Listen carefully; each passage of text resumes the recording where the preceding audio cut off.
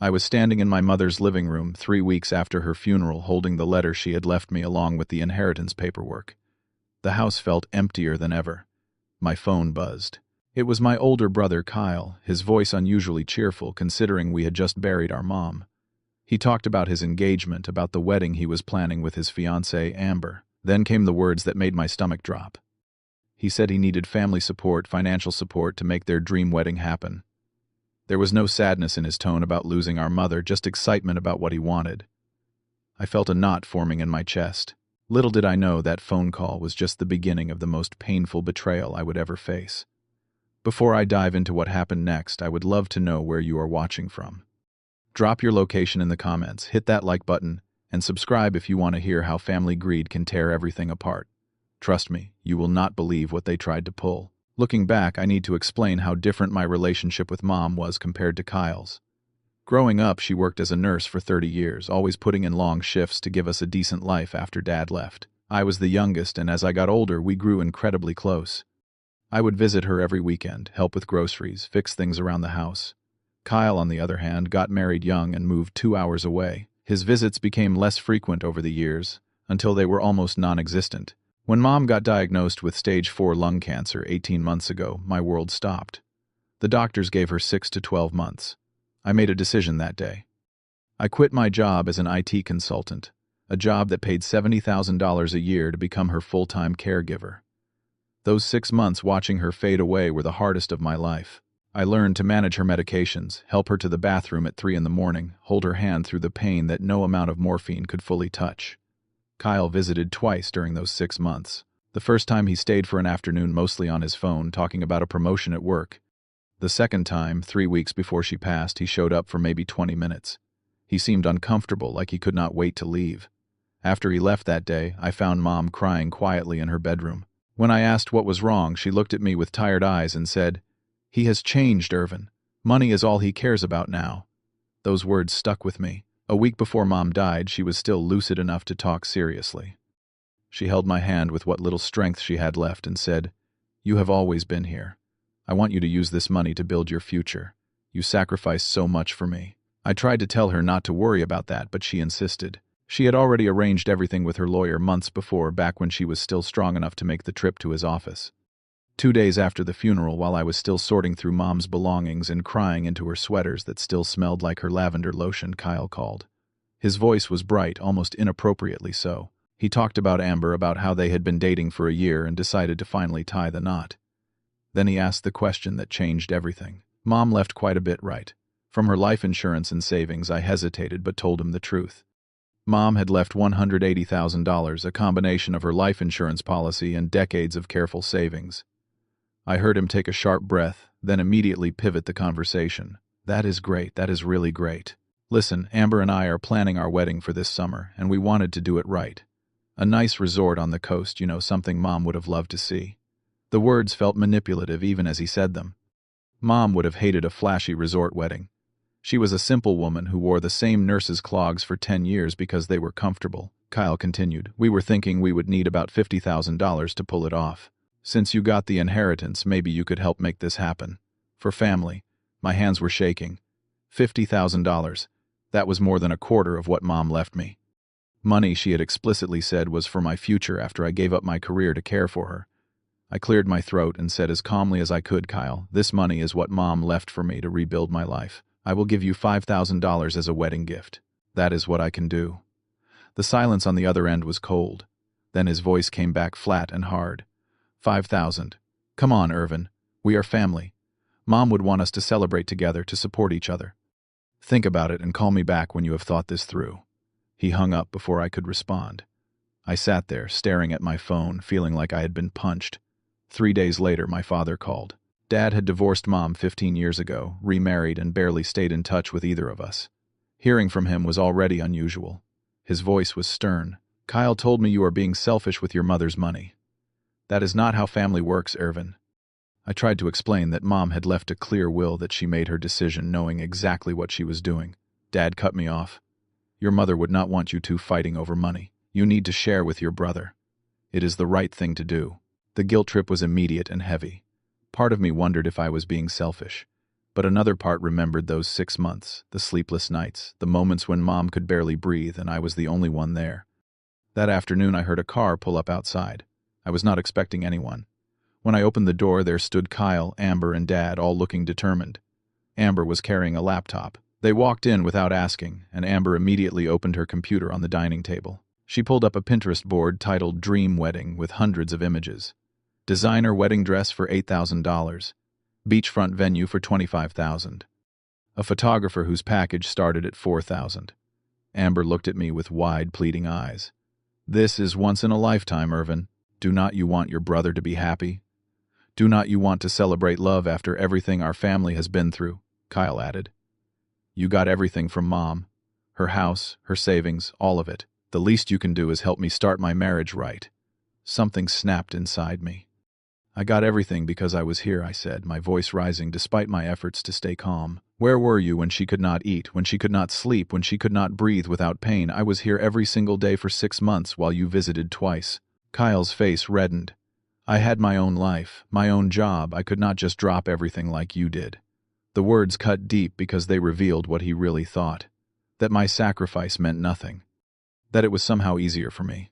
The conversation ended with them leaving in cold silence, Amber shooting me a look of pure contempt as she walked out. That night I could not sleep. I kept replaying Kyle's visits during Mom's illness. How short they were. How distracted he seemed. I remembered Mom's tears and her words about him changing. Around 2 in the morning, I opened my laptop to check the bank account where the inheritance was deposited. My heart stopped. There were 3 failed login attempts from the previous day. The IP address traced back to Kyle's city, to his general area. Someone had tried to access my account. Someone had tried to get in using the wrong password 3 times, which triggered the security lock. My hands were shaking as I immediately changed all my passwords and called the bank first thing in the morning to set up 2-factor authentication. The trust was not just broken now. It was shattered. A week later, Dad called again to arrange what he called a family meeting. He said we needed to talk things out like adults find a compromise. I agreed, hoping maybe we could find some peace. We met at a restaurant downtown. When I arrived, Kyle and Amber were already there with Dad, but there was someone else too. My Aunt Linda, Mom's younger sister, who had always favored Kyle since we were kids. Kyle started talking before I even sat down. We need to discuss how unfair Mom's will was, he said, his voice carrying across the table. She wrote that will when she was very sick, probably not in her right mind. It does not represent what she would have really wanted. I felt my face flush with anger.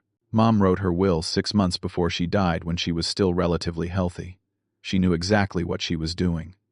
Amber leaned forward, her voice dripping with false sweetness. But Irvin, you were the only one around her at the end. Maybe you said things influenced her decision when she was vulnerable. We are not accusing you of anything, but it does look suspicious. The accusation hung in the air like poison. Aunt Linda nodded slowly. Maybe the fair thing would be to split everything equally between you boys. That way, nobody can say anyone took advantage. I could not believe what I was hearing. I pulled out a copy of Mom's will from my bag. I had started carrying it everywhere after Kyle's phone call. The will was notarized, witnessed by her lawyer, and written in clear language. There was even a paragraph where Mom explained her reasoning. I read it aloud. To my son Irvin, who sacrificed his time and career to care for me in my final months, I leave my savings and property. He earned this through his devotion and love. I made this decision with a clear mind and full heart. The date on the document was 8 months before her death. The lawyer's signature and stamp were right there.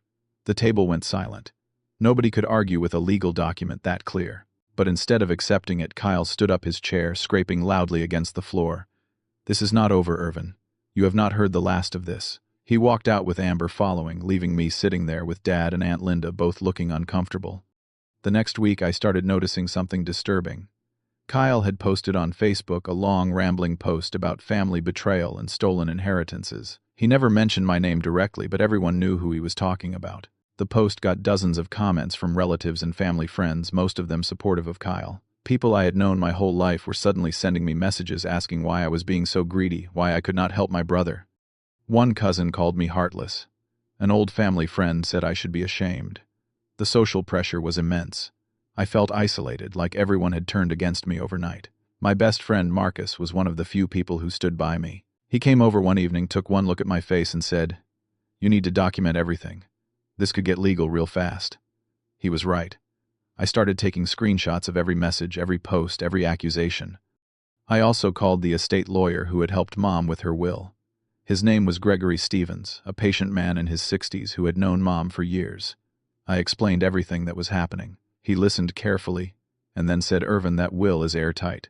Your brother has no legal standing whatsoever. But you should be prepared for him to try other things. People get desperate when they want money." Those words turned out to be prophetic. 2 weeks later, I received an alert email from my bank. There had been a request to wire transfer $50,000 from my inheritance account. The request included a digital signature that looked like mine, but I had not made any such request. My heart was pounding as I called the bank immediately. The security department confirmed that someone had submitted a forged wire transfer form using a fake email address that looked almost identical to mine, just one letter different. They had tried to send the money to an account I did not recognize. Fortunately, because I had set up two-factor authentication, the transaction was blocked. The bank needed my phone confirmation, which obviously never came. I asked them to send me all the details. The metadata on the forged document showed it was created from an IP address in the business district where Kyle worked. The fake email had been sent from that same location. My own brother had tried to commit wire fraud to steal $50,000 from me. I sat there, staring at the evidence, feeling physically sick. Marcus came over that evening. I showed him everything. He worked in cybersecurity and knew how to trace digital footprints. He confirmed what I already suspected. "This came from Kyle's office building," he said. "You have enough here to file a police report. This is a serious crime, Irvin. Wire fraud is a federal offense." I contacted Gregory Stevens again. He reviewed the evidence and his face grew grave. "This is beyond family drama now," he said. "This is criminal activity. You need to decide how far you want to take this, but you should know you have every right to press charges." I told him I needed to confront Kyle first. I needed to hear him admit it.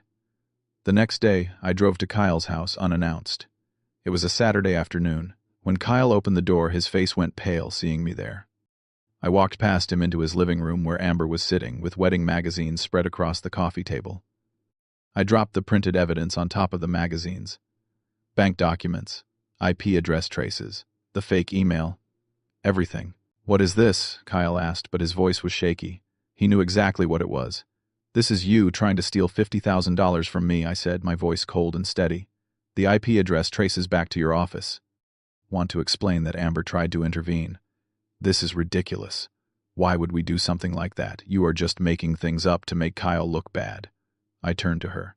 "The bank has all the records. The police can verify everything. So you can stop lying right now." Kyle's face crumbled. He sat down heavily on the couch. "You have everything," he said, his voice breaking. "Mom's house, her money, her stuff, all of it." "What were we supposed to do? You were supposed to be my brother," I shouted, finally losing my composure. "You were supposed to respect what Mom wanted. Where were you when she was dying, Kyle? Where were you when she could not get out of bed? When she was so weak she could barely lift a glass of water? I was there, every single day. I quit my job. I gave up my apartment to move in with her. I held her hand when she took her last breath. You could not even be bothered to visit more than twice." Kyle was crying now, but I was not done. "I earned that inheritance through 6 months of hell, through watching the strongest woman I knew waste away to nothing, through sleeping on her couch because I was afraid she would need me in the night. You do not get to steal from me just because you are in debt. We owe $30,000 on credit cards," Amber blurted out suddenly.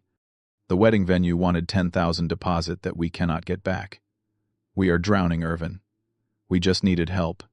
"So you tried to commit fraud?" I asked. "That was your solution?" I looked at both of them, these people who were supposed to be family.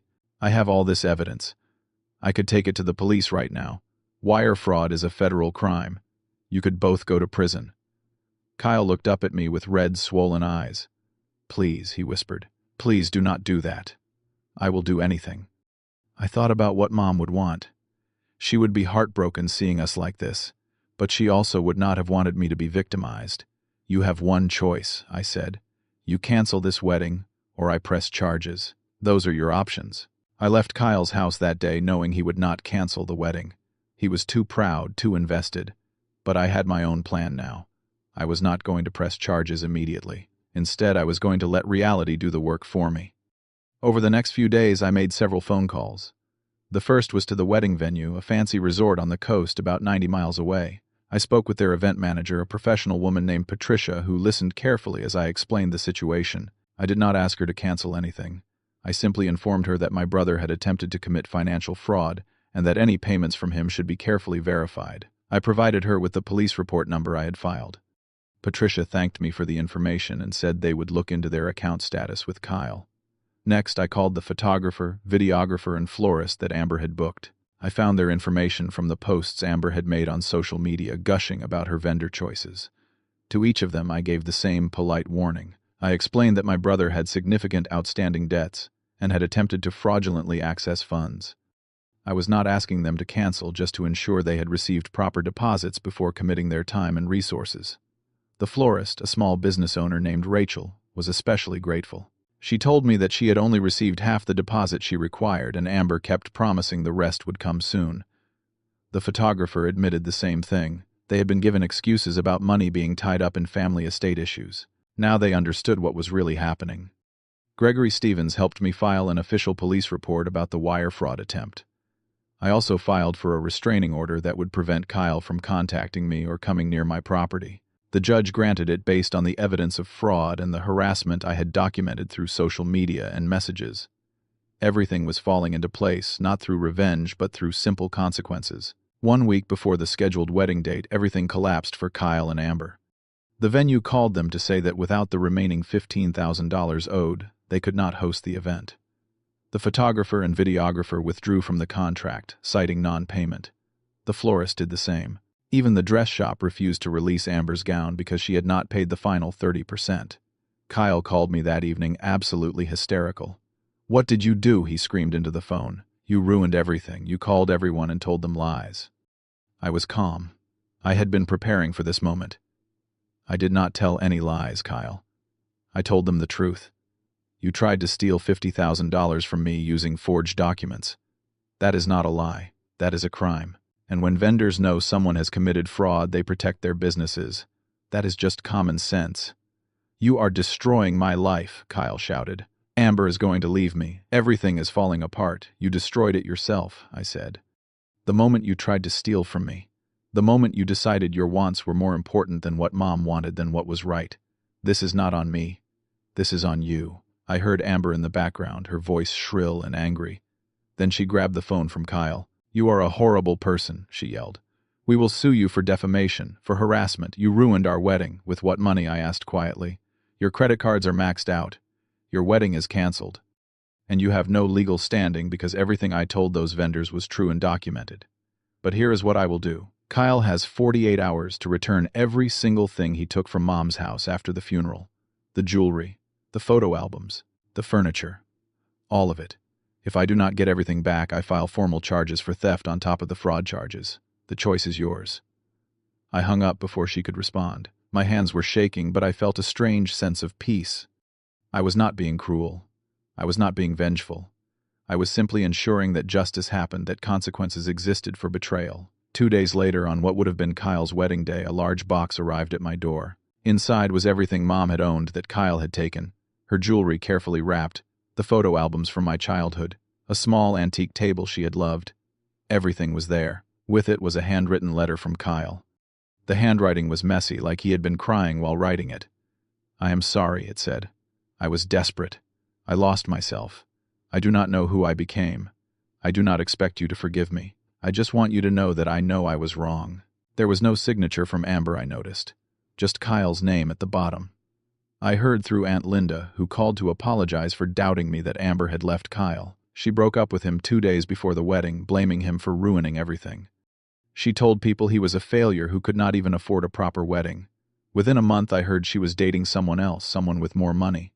Kyle had to cancel everything. He lost the $10,000 deposit to the venue. He sold his car to pay down some of the credit card debt. He moved back in with Dad because he could not afford his apartment anymore. His life had completely fallen apart. Dad called me about 3 weeks after everything went down. His voice was different, quieter. "I owe you an apology, Irvin," he said. "I did not understand what you went through with your mother. I did not see how much you sacrificed. Kyle told me everything, what he tried to do. I am ashamed I pressured you. I did not know what to say." Part of me wanted to be angry at Dad for taking Kyle's side so quickly, but another part understood that Dad had not been there either. He did not see those 6 months of suffering. "I hope you see things clearly now," I said simply. About a month after all the drama, Kyle called me. It was the first time we had spoken since I confronted him at his house. His voice was different, humble, broken maybe, but in a way that sounded more real than anything I had heard from him in years. He told me he was living with Dad, working 2 jobs to pay off his debts. Amber was engaged to someone else already, a guy with family money. "She never loved me," Kyle admitted. "She loved the idea of an expensive wedding, the moment I could not provide that I was worthless to her." He apologized again, this time more thoroughly. He talked about how he had been so focused on impressing Amber, on keeping up with her expensive tastes, that he lost sight of everything else. He admitted he should have been there for Mom, that he regretted those missed months, that he understood now why Mom left everything to me. I listened, but I did not forgive him. Not yet. "You need to rebuild yourself first," I told him. "Figure out who you are without someone telling you what you should want. Then maybe eventually we can talk about being brothers again." Kyle accepted that. He said he understood. He promised to work on himself. I did not know if he would follow through, but at least he was saying the right things. 3 months after everything fell apart, I made a decision about the inheritance. I used a portion of it to start a small business, something I had always wanted to do but never had the capital for. I opened a coffee shop in Mom's neighborhood, a cozy place with comfortable chairs and local art on the walls. I named it Eleanor's Corner after my mother. I decorated the shop with photos of Mom from throughout her life. Her nursing school graduation, pictures of her with me and Kyle when we were kids, images of her garden that she loved so much. Every corner of that shop held a memory. Being there every day felt like being close to her again. Marcus became my business partner. He invested some of his own money and helped me set up all the technology systems. We hired local high school kids who needed part-time work. We partnered with a nearby bakery that Mom used to love. Everything about the place was intentional, meaningful. The shop became more than just a business. It became a gathering place for the neighborhood. Regular customers started sharing their own stories of loss and grief. I realized that almost everyone was carrying something heavy, some loss they were processing. One day I put up a large corkboard on one wall and labeled it Memory Wall. I invited people to post photos of loved ones they had lost. Within weeks, the wall was covered. Pictures of grandparents, parents, siblings, friends, even beloved pets. Each photo had a small note attached. "This was my dad. He taught me how to fish. This was my wife of 40 years. I miss her every day." The wall became a sacred space, a place where grief was acknowledged and honored. People would come in, get their coffee, and spend time looking at the wall. Strangers would ask each other about their photos, share stories. The coffee shop became a healing space, a community center for people working through loss. I would like to think Mom would have loved that. She spent her life as a nurse caring for people. Now her memory was creating a space where people cared for each other. I kept some distance from Kyle and Dad during those months. Kyle would send occasional text messages updating me on his life. He was working as a restaurant manager and doing weekend shifts at a warehouse. He was slowly paying down his debt. He had started seeing a therapist to work through his issues with money and self-worth. I would reply briefly, kindly, but I was not ready to rebuild our relationship. The inheritance was not just about the money. It was about what Mom wanted me to do with my life. She wanted me to build something, to create something meaningful. Eleanor's Corner was that creation. Every dollar I invested in it felt like honoring her memory properly. Not through a fancy headstone or an elaborate memorial service, but through something living and breathing that helped people. I started to understand what Mom had really given me. Yes, there was the $180,000. But more than that, she had given me her trust. She had looked at both her sons and decided that I was the one who would use her life savings wisely, meaningfully. That trust was worth more than any amount of money. I learned important lessons through all of this. I learned that family does not automatically deserve your sacrifice or your resources. That boundaries are necessary even with people you love. That standing up for yourself is not selfishness, it is self-respect. That sometimes the kindest thing you can do is let people face the consequences of their actions. Kyle's betrayal hurt deeply. There were nights I would lie awake, replaying memories from our childhood, wondering where things went wrong. We used to be close when we were kids. We would build forts in the backyard, play video games for hours, defend each other against bullies at school. Somewhere along the way, Kyle changed. Maybe it was the pressure of being the oldest. Maybe it was Amber's influence. Maybe it was just who he became when money got tight. But I also learned that I could not fix him. I could not make him be the brother I remembered. All I could do was protect myself and honor the choices Mom made. She had seen something in those final months, a clarity that comes with facing death.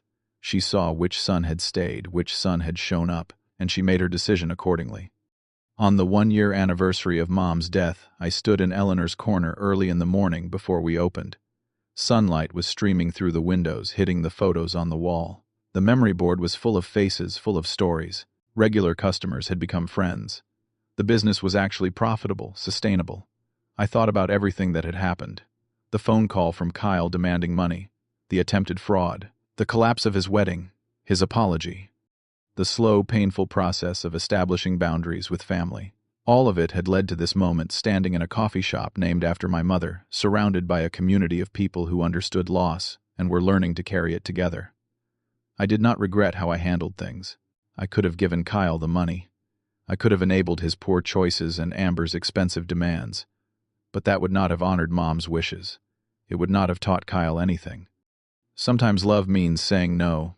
Sometimes protecting someone's inheritance means protecting them from people who would exploit their grief. I still kept Mom's letter in my wallet. I would take it out sometimes and read it. "You have always been here. I want you to use this money to build your future. You sacrificed so much for me." Every time I read those words, I felt her presence. I felt her approval. She had not just left me money. She had left me permission to choose myself, to prioritize my own well-being, to not be guilted into giving away what I had earned through love and sacrifice. Kyle called me on the anniversary of Mom's death. He asked if he could visit the coffee shop. I hesitated, but then agreed. He came in during the afternoon lull. He looked different, thinner, older somehow. Life had humbled him in ways I never thought possible. He ordered a coffee and sat across from me at a corner table. "I have been sober for 2 months," he said quietly. I did not realize I had a drinking problem until everything fell apart. Turns out I was using alcohol to cope with a lot of things. The therapist helped me see that. I nodded, listening. "I am working on making amends," he continued. "Not just to you, but to a lot of people. I was not a good person for a long time. I blamed everyone else for my problems. I blamed you for having what I wanted, but you earned it, Irvin. You were there when it mattered. I was not." We talked for over an hour. It was the most honest conversation we had had in years, maybe ever. He did not ask for anything. He did not expect forgiveness. He just wanted me to know he was trying to be better. When he left, I felt something shift inside me. Not forgiveness exactly, but maybe the beginning of it. Maybe the possibility that one day we could be brothers again. Sometimes the people who should protect you are the ones you need protection from. And sometimes the greatest inheritance is not money at all.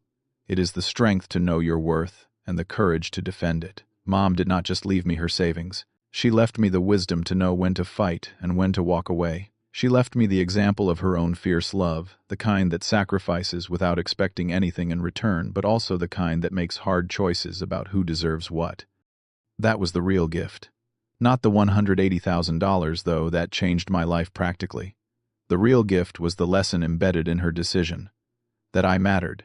That my sacrifice had value. That I did not have to give pieces of myself away to prove my worth to people who could not see it anyway.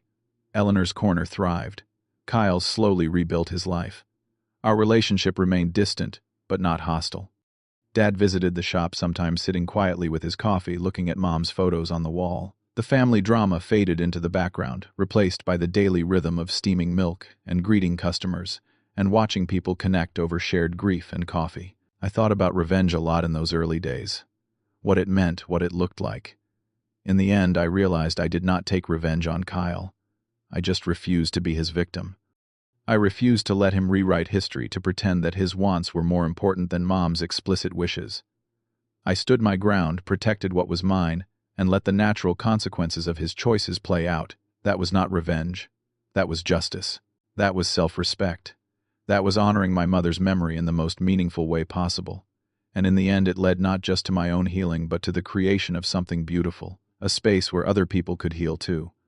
A legacy that Mom would actually be proud of. Have you ever had to stand up to family when they tried to take advantage of you? Or has someone close to you ever surprised you with their greed during a difficult time? I would love to hear your stories in the comments below. And if this story resonated with you, please hit that like button and subscribe to the channel. Share this with someone who might need to hear that it is okay to protect yourself, even from family. Thank you for listening to my story. I hope it reminds you that your boundaries matter, your sacrifices have value, and sometimes the most loving thing you can do is refuse to be used. Take care of yourselves out there, and remember that real family shows up when it matters.